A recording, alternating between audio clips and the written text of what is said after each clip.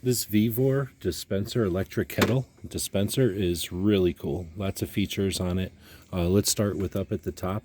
It's electric, so you're going to plug it in. It's going to create 3 liters or 10 cups of hot water, and it's going to be what 104, 140, 180, and 215 degrees. It's in Celsius here, but it'll boil. It'll bring back to a boil, and then it'll dispense.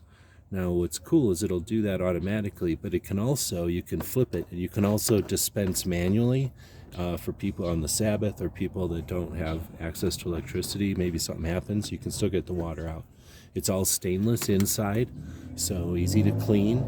The dispenser pulls out of the bottom, and everything is insulated. One of the other neat features is it's on like a lazy Susan, so you can spin it back and forth with no problem, so everyone can have access to it. And it's got a nice handle. The electricity plugs into the back, and it's all stainless construction, easy to clean. Hope this helps.